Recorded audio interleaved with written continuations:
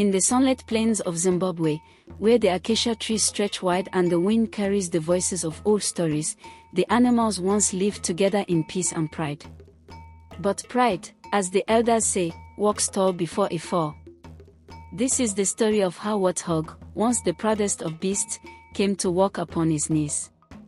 Long ago, when the world was still young and the animals could speak like men, Warthog was among the most handsome of creatures. He had smooth brown skin, a fine mane that gleamed in the sunlight, and tusks so polished they shone like ivory.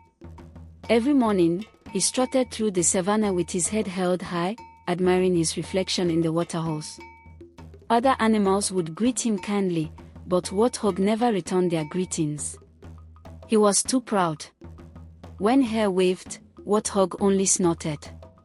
When antelope bowed, Warthog lifted his snout and said, "Why should I waste my breath on you? Look at me, I am strong, I am beautiful, I am the king of the plains." Now, Lion was the true king, but even Lion grew tired of Warthog's arrogance. So one day, the animals gathered beneath the great baobab tree to teach Warthog a lesson. Lion stood before the crowd and roared, "Warthog, you claim to be the strongest and the finest. But can you guard your home from danger?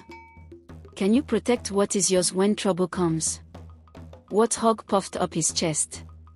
"I fear nothing," he said. "No beast, no fire, no hunter can touch me." Lion nodded slowly.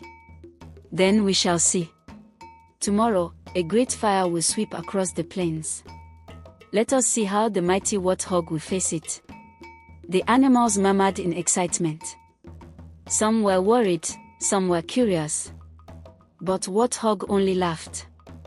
"Let the fire come," he said. "It will bow before my strength." The next day, as the sun climbed high, the sky darkened with smoke. From the horizon came the crackle and roar of fire, a wild, hungry beast of flame sweeping through the dry grasslands. The animals ran in all directions, zebras galloped, birds took to the skies, and even the proud lion sought shelter near the river. But Warthog stood tall, watching the fire approach. He stamped his hooves and shouted, "I am not afraid. Let it come." The flames drew closer, hot and fierce.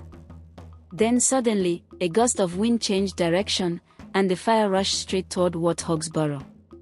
For the first time, fear struck his heart.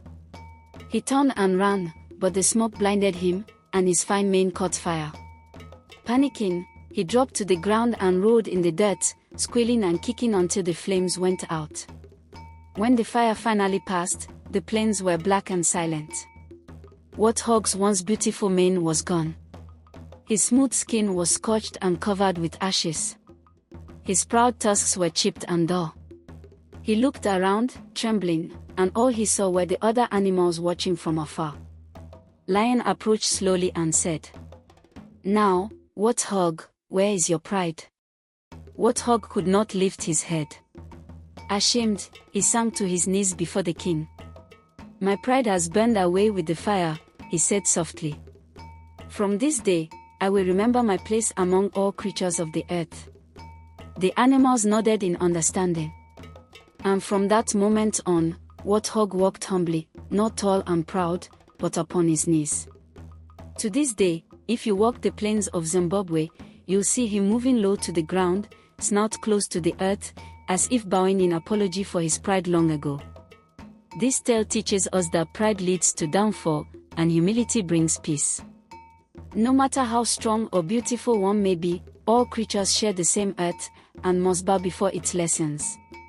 And that is the story of why the Warthog goes about on his knees, told among the Shona people of Zimbabwe. Here at Fireside Tales Africa, a new story drops every day, from the lands where legends walk with the wind.